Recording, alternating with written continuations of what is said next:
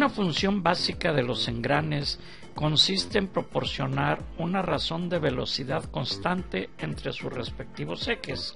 La relación de velocidad angular m subíndice b es m subíndice v igual a la velocidad de salida entre la velocidad de entrada, o más o menos el número de dientes de entrada entre el número de dientes de salida. La relación del par de torsión m subíndice t es la velocidad de entrada entre la velocidad angular de salida, que es igual a más o menos el número de dientes de salida entre el número de dientes de entrada. La ventaja mecánica m sub a de un conjunto de engranes es igual a su relación de par de torsión m sub t. La aplicación más común es reducir la velocidad e incrementar el par de torsión para impulsar cargas pesadas. Otras aplicaciones requieren un incremento de la velocidad, pero no se debe aceptar una reducción del par de torsión. Un tren de engranes es una serie de conjuntos de engranes acoplados. Se utilizan comúnmente para lograr reducciones de velocidad significativas. Es una estrategia que hace caer en cascada las velocidades angulares hasta la velocidad de salida deseada.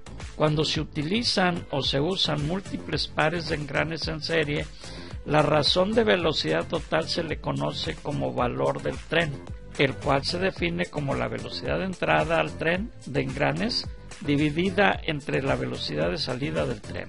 El valor del tren en el tren de engranes simples es el producto de la razón de velocidad de los pares individuales de engranes acoplados que se integran al tren.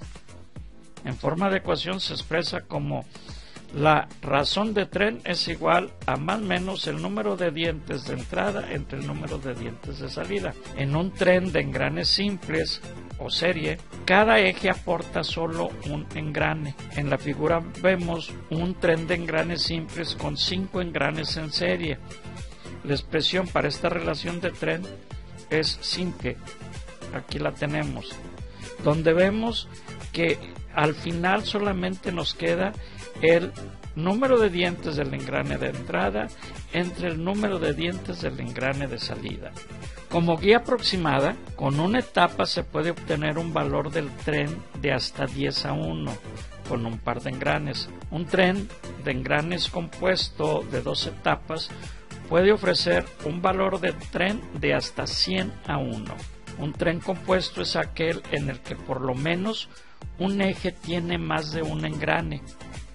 Este será un arreglo en paralelo o en serie paralelo, en lugar de las conexiones en serie puras del tren de engranes simple. La figura muestra un tren compuesto con 6 engranes, de los cuales el 3 y el 4 y el 5 y el 6 están fijos sobre un mismo eje y por lo tanto tienen la misma velocidad angular. Esta relación de tren nos va a dar que el número de dientes del engrane 2 entre el número de dientes del engrane 3 por el número de dientes del engrane 4 entre el número de dientes del engrane 5 por el número de dientes del engrane 6 entre el número de dientes del engrane 7 nos va a dar la razón de tren.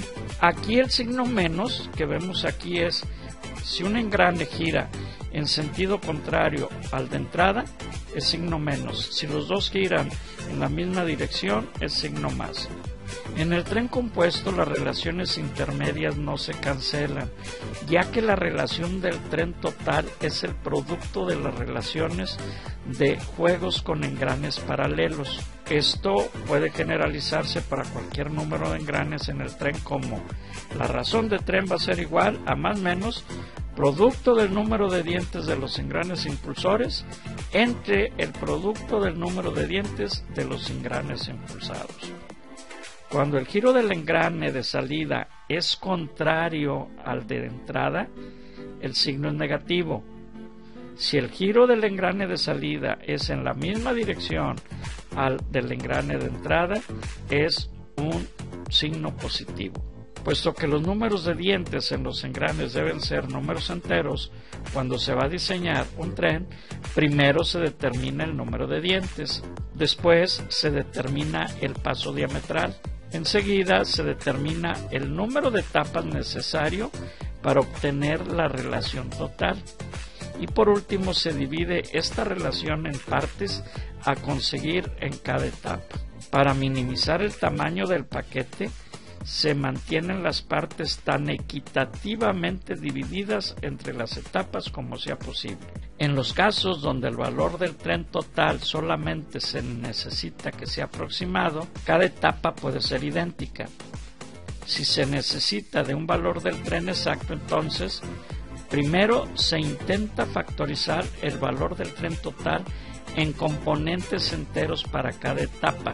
Se asigna el engrane o engranes más pequeños al número mínimo de dientes que permite la relación específica de cada etapa con el fin de evitar la interferencia. Tercero, aplicando la relación a cada etapa, se determina el número necesario de dientes para los engranes acoplados. Se redondea el entero más próximo y se verifica que la relación total resultante se encuentre dentro de la tolerancia aceptable. Una caja de engranes cuyos ejes de entrada y de salida no coinciden se llama tren compuesto no revertido. En algunos casos es deseable o incluso necesario tener el eje de salida concéntrico con el eje de entrada. Esto se conoce como reversión del tren o retroaplicación del tren.